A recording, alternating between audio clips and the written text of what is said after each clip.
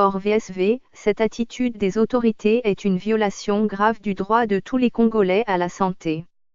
Depuis le lundi 23 avril 2018, les hôpitaux publics de la RDC sont paralysés par la grève des médecins. Mouvement décrété par le syndicat national de médecins, SINAMED, afin de contraindre le gouvernement central à trouver solution à leurs revendications qui portent essentiellement sur l'amélioration des conditions salariales des médecins et le paiement de la prime de risque à plusieurs de leurs collègues qui n'en bénéficient pas encore.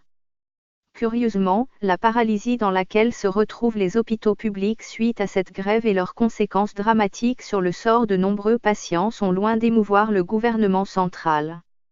Une indifférence qui suscite de l'indignation dans plusieurs milieux. Pour preuve, dans un communiqué, l'ONG La Voix des Sans-Voix pour les droits de l'homme, VSV, déplore l'indifférence du gouvernement de la RDC à trouver rapidement solution aux revendications des médecins.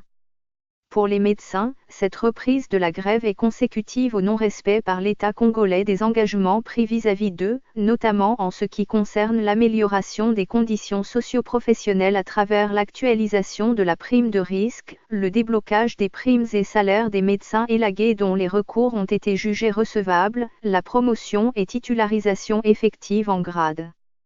La VSV regrette que le refus par le gouvernement congolais de répondre positivement aux revendications des médecins, car cela risque de plonger une fois de plus les malades dans des souffrances indicibles et d'occasionner plus de décès dans les nombreux hôpitaux publics de la RDC. Surtout quand on sait que plusieurs Congolais meurent de faim ou des maladies dans certaines provinces suite à la crise humanitaire qui sévit au Congo-Kinshasa. Selon VSV, à Kinshasa, seul l'hôpital de l'Alliance sino-congolaise prend en charge les urgences alors qu'il y a des malades dont l'état de santé ne leur permet pas de se déplacer. VSV s'étonne que dans un pays comme la RDC qui regorge des richesses immenses accompagnées actuellement de l'embellie du cobalt dont le prix de la tonne a doublé sur le marché international, que les autorités congolaises ne soient toujours pas en mesure de respecter l'accord signé entre le gouvernement congolais et les médecins en fournissant un minimum d'efforts pour améliorer les salaires et / ou primes des professionnels et administratifs de santé. Garantir le droit de tous à la santé. La VSV rappelle à l'État congolais sa mission de garantir le droit à la santé de toutes et tous. Il incombe également à l'État congolais de garantir à tous ses fils, en particulier aux plus démunis, des soins médicaux adéquats conformément aux instruments nationaux, régionaux et internationaux relatifs aux droits socio-économiques, Conseil VSV.